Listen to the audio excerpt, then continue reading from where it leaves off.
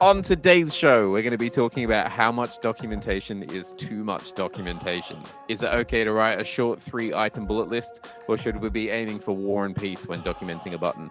I'm Luke Murphy. I'm a design advocate at Zero Height, the design system management platform. I'm joined by my co-host Michelle Chin, design systems and design ops consultant extraordinaire, and this is Design Systems WTF. All right, documentation length. Let's go. Yeah, What let's do What are your it. thoughts? I I will say it depends. I mean, as with everything, right? Yeah, as with everything, I feel like you assume that I want really long and thorough documentation.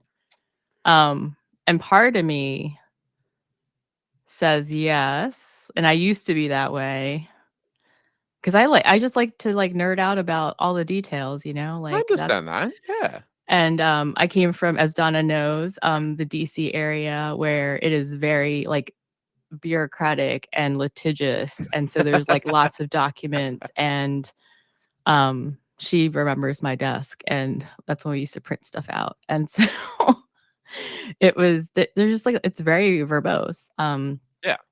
but you know I think when you actually have to read the documentation, then you're like, this is too much. I don't need all this information. Or when you have to maintain it, I think that's kind of what hit me. I'm like, oh my gosh, I don't want to have to edit all this constantly. So I'm not in favor of like super long litigious documentation, but I do like thorough, but I want concise thorough. And I don't know if that's easy to achieve. Um, Yeah. I think that's the thing is that so I feel like there was a period of time where documentation was, I don't know, the standard was writing War and Peace every time. Because you wanted to include everything, right? And you wanted to make it very thorough. And I don't know, I was thinking about this, um, as with a lot of things. I feel like there are certain inspirations that a lot of people took when it came to design systems. And I know in the UK at least, but I do think this is probably a global thing. Like Gov UK was one of the big, the work that GDS did was one of the big, um, like it was held up on a pedestal as like the right way to do design systems. Um, and it's interesting that you mentioned like litigious DC kind of, wanting everything to be very thorough and very documented because the like I feel like Gov UK. So there's like a really great article that our Lord and Savior Amy Hupe wrote about the correct way to document components and patterns in the GDS system. Um, that is very good and like a very good like primer on what you should include in your documentation, but does go on the side of like a lot. Um, and I was thinking about this recently because I'm like, because it's a lot, I feel like, that GDS kind of inspired people. The problem is that makes sense for government. And that makes sense for like places where that is almost like a requirement because of the organization that they are and the way that they operate. Um, and the fact that, they were building a design system that was serving hundreds of different government departments that didn't really talk to each other, and they were trying to get standards across that wide a range. But also it's government, so like they were trying to, you know belt and braces everything and make sure that it was as tight as possible and had all of the thinking through and all of the rest of it. And kind of people took that as gospel, that was how you do it, and I don't think that you need to. yeah, no, I think it's that you need to understand the context. And I think we forget that sometimes, right? Because design systems is like new-ish, right, in the grand scheme of the internet and Yeah. how things are done. Like a lot of us are figuring out for the first time, and we all know, okay, let's go look at some examples, and we don't have that context, and we forget. And so, I think sometimes, thinking about, oh, it's the government. They've done their due diligence. This is probably the way we Yeah. should follow. But yeah, I think that's the other thing is and this has come up in past how we document surveys where people are like, they don't have time to write documentation. That's Um, it. Yeah. yeah.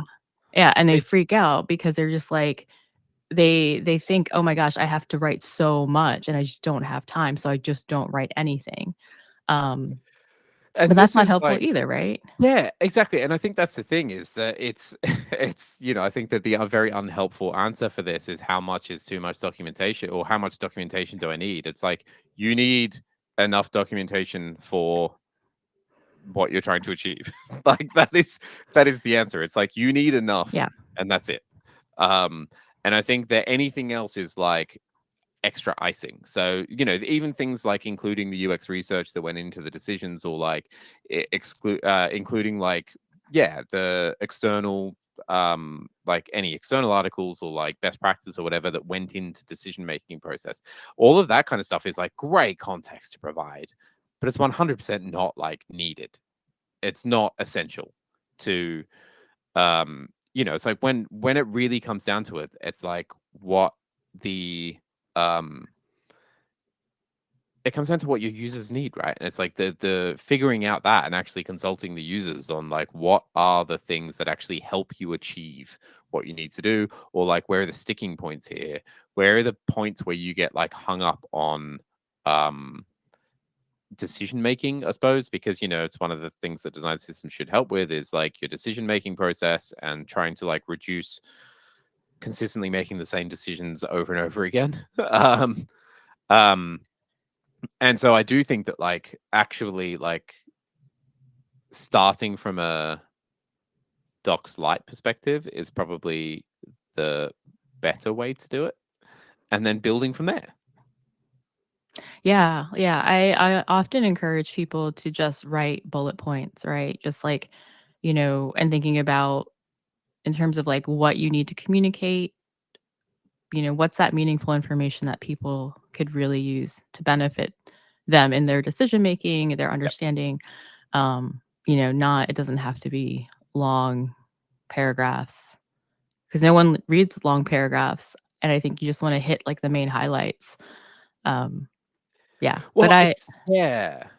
yeah. I mean, Go on. I've documented research before and Jira tickets and stuff. And it was like helpful because I think that helped build trust, but it's also kind of a pain to maintain because it's like, oh, let me go find the Jira ticket. Let me find the research summary. Let me add a link. And then it just adds to extra noise.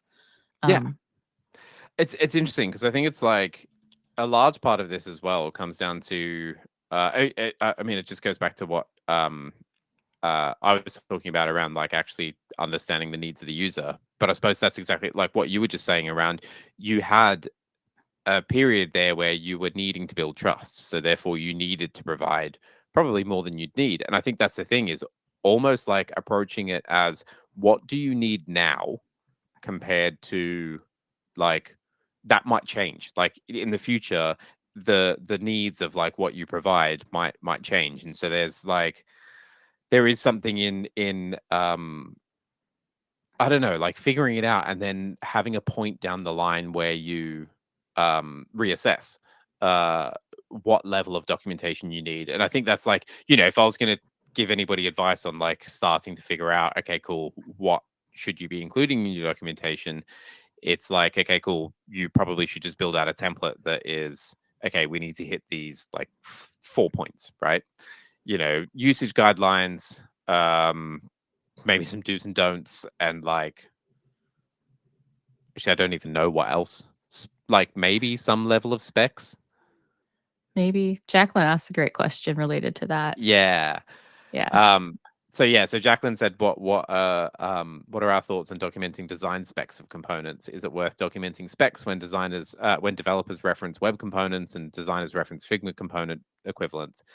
And neither should be building out the components from scratch. And like, it's kind of, I don't know, I'd view it in the same way that you would with product, right? It's like, if you're doing product specs, like, would you be sharing those product specs with the rest of the company after you've released, like, or when you're getting close to like launching it or whatever, for them to understand it?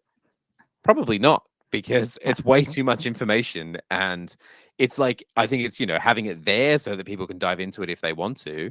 Um, but I mean, actually, if you really think about it from a product perspective, would you be releasing your product specs to the users? Probably not.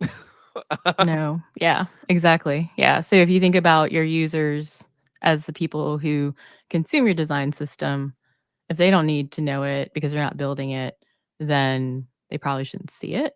I think it's nice to have it as a reference somewhere. And, if it's available somewhere as like, so if it's, referenceable in their actual coded components or their design tool, that might be enough. I think, when people advertise, or I guess teams advertise the specs, sometimes that, I don't know, signals to people, "Oh, I can build this on my own." And that's that's not what you want them to Yeah. do, right? So, At the I mean, same some time, cases, maybe they have to build it on their own, right? Like if it's a yeah, different tool or code base or whatever that you don't support, but yeah. I was going to say, because there is also, I think, if I was to use the awful phrase playing devil's advocate, but if I was to think about the other side of this as well, where specs might actually be useful, um, I suppose specs might be useful in this case, especially if like you've got a healthy or you're trying to encourage contribution, for people to understand how things are put together, and understand almost, like the workings of how it works. Having the specs available, I think is probably not a bad thing because it enables. It's the same way that, like, I don't know, if you're diving into the code, sometimes is like quite good to understand how something is like pulled together at a deeper level than you'd sort of, if you're interested in going into that level of depth, because it allows you to understand how it works and like how it operates and stuff, especially if you're wanting to make suggestions or understand, like, I don't know, if you have a problem with the way that a component works, for example, then understanding like how it's put together might help you then sort out, it might give you some clues as to why it was built that way, and potentially even like what the improvements that you suggest might be. So, specs on that side might actually be useful, but should they be part of the core documentation? I think in most cases, probably not. Yeah, and I think that, speaks to like a design system's maturity level, right? Like Yeah. when you first start, you probably don't need the specs, but like, once you're ready to welcome contributions from other teams, maybe that's when you can include some of that stuff as well. Um, It's interesting because I do think that a large part of this as well, as usual, goes back to actually talking to people, and figuring stuff out. And I was writing an article this week about building community, and part of that is like building out your communications plan. And I'm actually thinking now that this could 100% be applied to the way that you write your documentation too, because I think that a lot of the time, like, people might think about at a very surface level, like who to talk to, and maybe even the cadence at which to talk to them, and maybe, if you're being very generous, where to talk to them. Um, but I don't think that people think, it's not very common for people to think very intentionally about the way that that information is communicated, and the style that it's communicated in. Because I think that, if you actually went and talked to people and understood their, and, you're never going to get the perfect option that suits everybody. But if you at least get some of that like feedback in from the consumers of your system, you will probably start to notice some trends where you can, like, okay, cool. Actually, we might need to make this more verbose because people don't have enough context, or probably more likely, we need to like cut this down to the bare minimums. Um, but yeah, I do think that it's almost like running that communications plan exercise, of like, how do people want this information, where do they want this information, and like what does that information look like how is it packaged, is like a good exercise. I don't know, or is yeah, that just going? I know I like that idea because I think maybe it's even like more existential than that, and thinking of your design system documentation as a communication tool and not a Yeah, reference, right? yeah. Like it's a way to communicate information, and you want to do that, in a way that's going to work best with your viewers. And like it's not like, I think we think of it so much as a reference guide. So you think of reference guides like encyclopedias and dictionaries and user manuals that nobody reads unless, like, I don't know, their dishwasher's like leaking or something, right? So, and then even then, you're not reading those reference manuals cover to cover. Yeah. Yeah, it's more about that, like thinking of design system documentation as communication, right? So But and like if we keep going down that path as well, like if you think about it, think about all of the ways that you like to consume information, right? Like um it's like for some people scanning through some people like to read a newspaper, right? Like and they like to have the full the physical tactility of it. I'm suggesting that you print out your documentation and turn it into a book. But some people like that. Some people just like to scroll through. Well, some people used to like to scroll through Twitter to get their news. um, and some people like to get it in like audio format as well. It's like, I mean, this is a radical one. What if you presented your documentation as little audio snippets that people could like listen to contextually whilst they work? I mean, I don't know. It's an idea. um I like, uh, you could do songs because like you could write AI generated songs. And then, like, each component could have its own song with, like, usage guidelines, and then you can then, like, change because AI can do this so quickly, like, you can change the genre. So if you wanted, like, an emo song about button groups, like, have at it, and then I'll listen to the ska version. oh, that sounds amazing. Okay, cool, we've solved it. That's actually the way that we need to consume. I like the idea of documentation as interpretive dance as well. I think that would be quite good.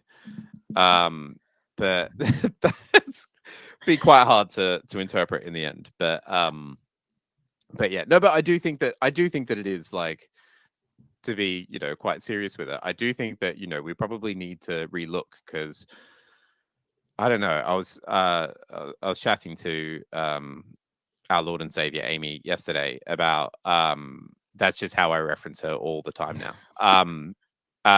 About um about design systems and like where we're going and all the rest of it. And like she was lamenting about the fact that it's like doc sites. I think we picked the wrong thing. Like I think we picked the wrong way to package this. And I mean, it's not a new concept that I think we've been talking about it multiple times here, where it's like, actually, the real best way to consume documentation would definitely be contextually, right? Um, and we're like getting steps towards there. Um, and I think that is like, we Zero Height just launched an API like last week, which is like our first step towards maybe having something where we could actually serve these things up contextually. Um, but yeah, it's like we're still not quite there, and I do think that it's like we do need to unpick where we've been and figure out whether how we've been doing it is the right way. Um, I don't know. I I agree, and I'm interested, but I also feel like one magical moment, like, the rug will be swept out from under us, and, like, people won't need to understand design systems, right? Like, I mean, yeah, because that's the beauty, right? That would be the ultimate goal. Uh, we've talked about that. There's one more question from Abenyi. Is that pronouncing it right? Probably not. But it's a good last question to finish on, I think, because I have opinions. What are your thoughts on self-documenting design systems, like building components in a way that everything should be self-explanatory through like component names and the way that you like mark things up, I suppose. Um, See, I thought for a second you were going to go down an AI route there, but where the uh, design system creates and documents itself. well, I was going to say I do think that actually no matter what, we covered this when we talked about it at Converge in the live episode, but I'm just going to first off say AI should not write your documentation. That is definitely um, like a stance that I've changed over the last year. Um, but I think it was like Scott Riley or maybe Jerry Reed, like having a conversation with somebody around this, and they were like, well, actually, most of the value that you get in having documentation is in the process of writing it and understanding it. And I think there's that. Which I actually I think also kind of tracks with self-documenting design systems as well. I do think that there is still value in writing about the decisions you're making, because it can help like elucidate and distill those decisions down, not only like for the team, but then obviously for anybody consuming it as well. So I do think there's still, I don't know, I think like leaving it up to people to interpret, slightly dangerous. Yeah, I mean, I think the idea of like, so if say if you label the different states of your buttons, like some of that stuff is like very concretely explanatory, where you don't then need to explain that in the documentation, Yeah, you 100%. know, and then you can save the time that you are documenting for some of those like nuances or context or yeah, Yes. decisions. I think that this is partly where it comes to. I was having a good argument with Dave, our lovely dev advocate, about this recently, because he has an issue with me constantly using the words opinionated when it comes to design systems. But I'm going to use it here. I think on things that aren't opinionated. So quite often, you know, that could be a lot of base level things. And to be fair, a lot of components have very loose opinions. I'll say, like, the decisions that have gone into making that aren't particularly like groundbreaking, and you can probably rely on like the models that people have in their head of like how, I don't know, a select works, or like, because it's like you should be relying heavily on like UI affordances and UX affordances and stuff to do that kind of stuff. So yes, 100%. I think that like the less opinionated things, but that means that you should then be saving the documentation and the heavier side of documentation to the things where you've made strong opinions and strong choices as to like why you've done that. Because I think that's where it's like actually quite important to describe those things, not only so that like people understand why, but also so it's almost like there's people are using those patterns or components with the right intentions, that they were kind of like thought up through, and also to reduce like conflict in the future, if that makes sense. Yeah, yeah, for sure. I think, you know, part of the and I think we not everyone thinks of it this way, but like there is like a I guess like more for better where it's like a vibe for your products and like, you know, you need to capture that, but I think that can be difficult. But because it's, you know, it's easier to focus on like some of those more specific things. Like we have a disabled state for the button or what Yeah. have you. But like some of that like vibe aspect of your design system is harder to articulate, but you want to make sure that that's consistent to kind of keep that vibe going in your product. So Yeah. yeah, I definitely think it's worth doing that. Um, yeah, we should ask people like what's the vibe of their design system. I think vibe, well, apparently 2024 or 2025 is the year of vibes. Um, we no longer rely on facts, we rely on vibes. Which, to be honest, I fully embrace. It's Who how needs decisions are data? made. Who needs data when you got vibes? If the vibes are wrong, then it's probably wrong. So you know, that's fine. Well, Um, should we wrap up? yeah, I think we're already over time, so I think now is probably the right time to wrap up. I can see people already dropping off, so that's good. Uh, thank you so much for joining us. It's been a lovely chat again. Couple of great questions there. We'll be back. This is actually the last podcast for the year, so we'll be back in the new year. I believe the first one is the insert date of January. It's January 1st, but that's a holiday. Yeah, it's the following week. I think it's January 8th, and then 8th. we need Yeah. to switch. Yeah, so January the 8th, we'll be back with the live recording. If you're listening to this after the fact, then it'll be in your inbox sometime before 2027. So in terms of topics, I'm just going to pick one here. We're actually going to do when is it, because it's winter time, and we need to keep it thematic. When is it okay to snowflake is the next topic. So that's going to be a good chat.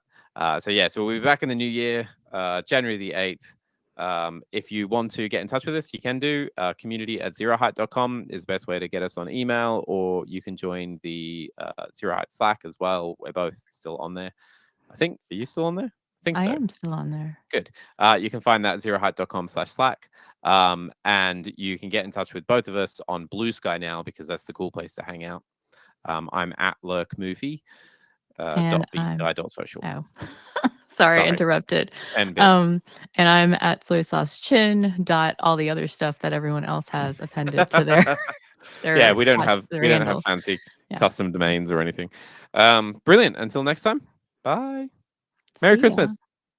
Happy holidays, everyone.